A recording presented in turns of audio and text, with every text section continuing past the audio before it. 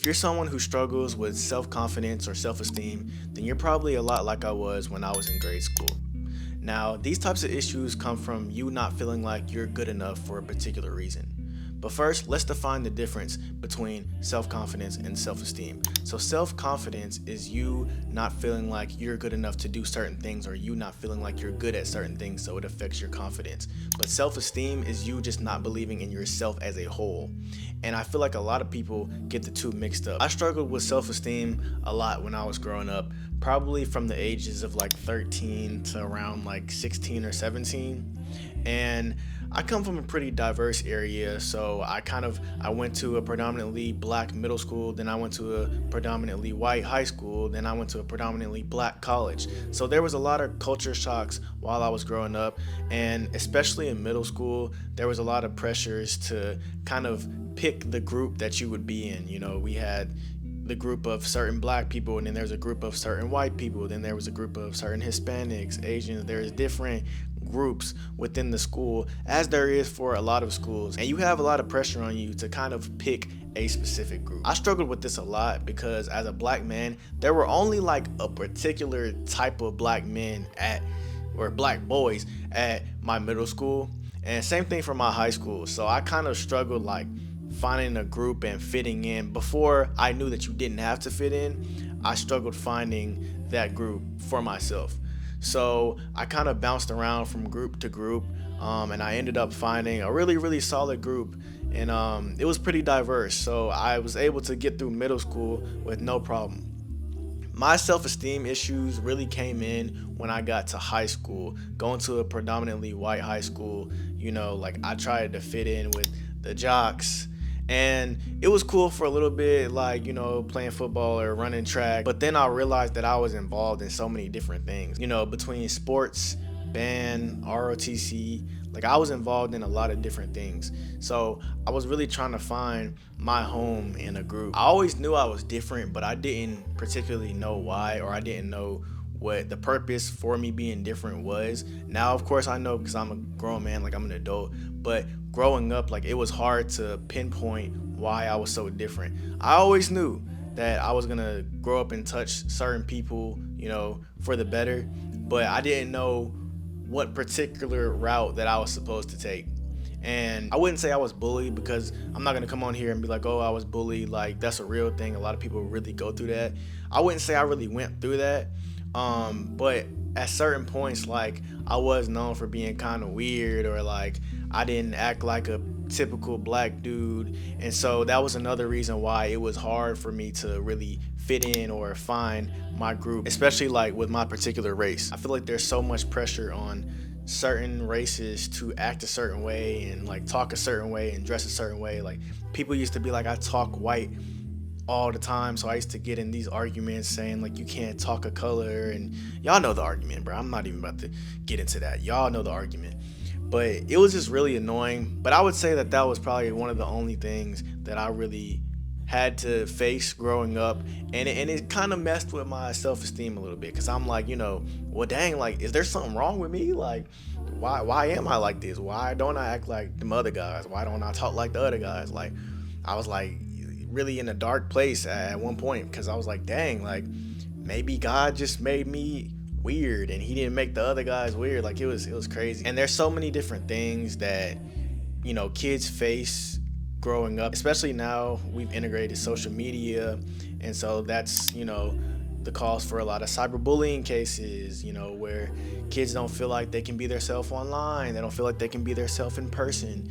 So it's really just starting to weigh on the society that's coming up, and it's affecting how those kids are growing up to be adults. There was a lot of kids that were bullied, it messed with their self-esteem, and now they grew up and they just snap, or they're in prison now, or they just didn't feel like they were good enough to get a job, so they're struggling financially now. There's a lot of different situations that can come from bullying and just affecting one's self-esteem, and it's about how you go about dealing with that self-esteem issue. I didn't really figure out who I was in my own skin until I went to college. When I went to college, my life changed for the better. So I went from being at a predominantly white high school to going to a very predominantly black college. And it was a big culture shock for me that I kind of just kept going through culture shocks. I mean, I went from a predominantly black middle school to a predominantly white high school back to a predominantly black college. So it was a lot. But I will say, for sure, college changed my life for the better.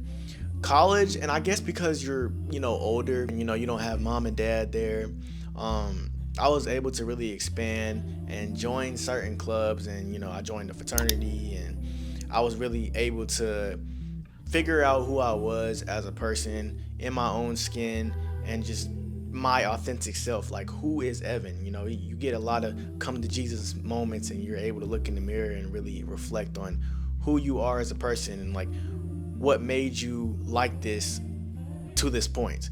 So I think college was, one of the best things in my life. But say you're someone who didn't go to college. There's different ways that you can work on your self-esteem. But first you have to identify why you have those self-esteem issues. I just gave my story on what triggered my self-esteem issues growing up. But since I was able to identify those issues, I was able to fix them once I got to college. And it doesn't have to be once you got to college. It can be any time. You might not go to college. College was just an example for me. But you have to identify for you, your story, what caused those self-esteem issues. Journaling is probably one of the best ways to figure out who you are. I know a lot of people don't believe in it, but I feel like the people who don't believe in it haven't tried it. Because journaling, you're able to write down your thoughts, and sometimes you can realize certain things that you didn't even know unless you say it out loud or write it down. Like, I was journaling one time and I was like just writing things down. I'm like, da da da da, I feel this way, I feel that way. And I was like, dang, like I didn't even realize I felt like that. But journaling, it really allows you to dig deep and get every single thought out. And you're able to reflect back and look at it. And you can go back months at a time and read it. And so it's really beneficial for your growth and your self-esteem. I will also recommend therapy. I know a lot of people don't believe in therapy. They think it's frowned upon. You just feel like you're paying someone to agree with you, or paying someone to listen to you, or paying someone to just reflect your thoughts on. But therapy is very beneficial.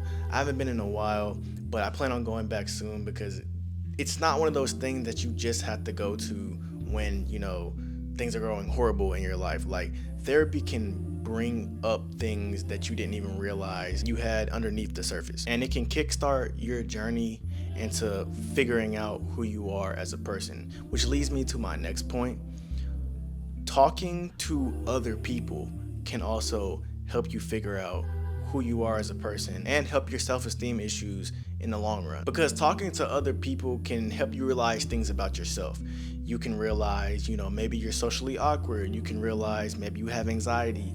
You can realize you have depression. There's just a lot of different things that you can realize when talking to another person. They may be able to point out certain mannerisms that you have that you didn't realize you have. They may be able to point out a bad habit that you have that you didn't know you have. They may be able to point out, a confidence issue that you didn't know that you had. So talking to other people, it doesn't even have to be a friend. Just talking to people and realizing things about yourself is very beneficial in your self-esteem journey. So with all that being said, be who you truly are. Be your authentic self.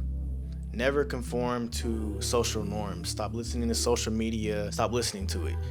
It's not authentic. You are. So start being your authentic self. Figure out who you are. Go do different things. Go try different things. Go figure out what you like and what you don't like. And soon you'll find yourself building your self-esteem back to where it needs to be. Subscribe if you're new, guys. Hit the like button because it really helps me out. And turn on the post notification bell so you'll be notified whenever I post a video, because I'd love to have you on my family. We only post quality, positive content over here. So I'd love to have you guys. Love y'all. And I'll see you guys in the next video. Peace.